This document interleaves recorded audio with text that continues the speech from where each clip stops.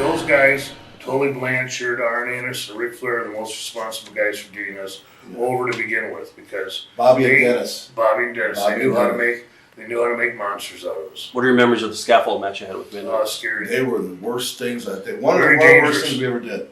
Of course, after we thought we were getting cocky, throwing drop kicks up there on them and everything else after a while, but we probably did over 100 of them. Yeah, I think we did that summer. Everybody else. Right. More than anybody's ever done on scaffold. Those are a dangerous match. That as a matter of fact, Barbarian and Warlord came to me when they first went to the WWF in '90, right, or whatever it was. They asked me, says, Joe, and Warlord says, I'm 330. Barbarian's 310. He said, what would you guys do? I said, well, if they were going to make me fall from that, what would I do? I said, I'd be gone. I told them that, and they left. Yeah, up 20 feet. That's a fall way to drop, man, for a big guy. Especially with the knees and stuff like that. Well, hey, look at Cornette. Right, those knees. Bubba was supposed to catch him, boss man, and he missed. Blew out both his knees. I was sitting there because I held him like this, right, and I'm watching him, and I laughed my butt off. Cornette hit the ground like a goddamn piece of jello. Right. That's funny. Why do you think it took so long for you guys to get some of the belts in NWA? Well, I don't remember that it did take us that long. Oh, well, probably because we're with with Crockett, you mean? Yeah, with Crockett. See, we had the Japanese belts. Right. So we had them for a whole year here. So what? Baba's belts, the All Japan belts. We didn't have the belts there for about a good year and a half because they had the Midnight Express, and you know why? Dusty came and told us, he goes, Crockett said, you guys do not need belts to draw money. Right. We didn't have any belts. We were selling out with those 6-mans and those. We had 6-man belts. Right. We were selling out with those 6-mans and 8-mans all around the country, especially here in Baltimore. Baltimore, war games, and everything else. See, our gimmick is based on what we had for years, and it's too bad the business went to isolated contracts for companies, because our business is based on if Flair or Hogan's getting. I still thought this would have been a big, huge moneymaker in the WWF, and Vince just kind of smirked at him when I told him.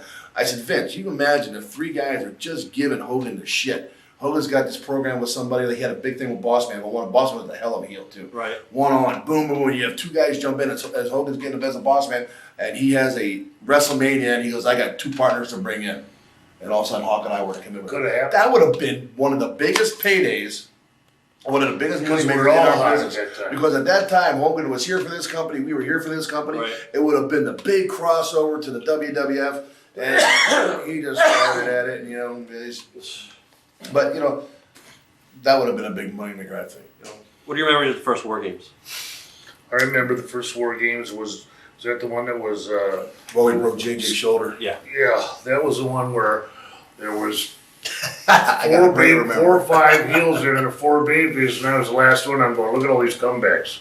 Everybody's made a comeback. What am I going to do? First thing I do is grab Luger, I throw him in, I clothesline him, I knock him out. Second thing, that's how excited I was. And I tell fucking Flair, I gave him a short clothesline. He goes, what's a short clothesline? I pull him off the ropes like this. And I picked up Tully Blanchard, and I said press, and I said spear.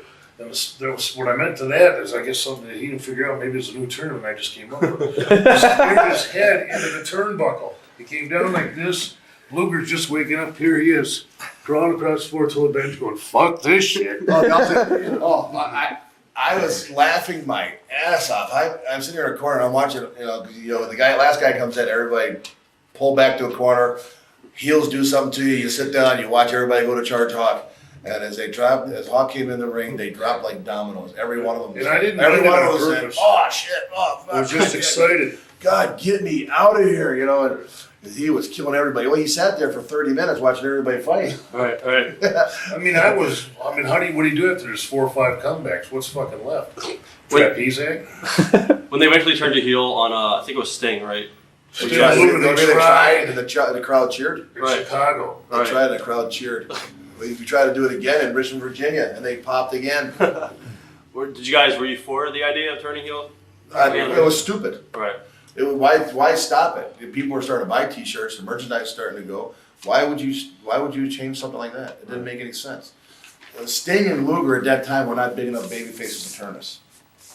To be honest with you, the only one that really could have turned us at that time would have been Hogan. Right. Well, then he spiked Dusty's eye too. Yeah, people cheered on that. Right. How do you dub that sound in on World Championship Wrestling? The people are cheering in the stands. There are 5 rows of people, and you're going like this in his eye, and blood's coming everywhere. Right.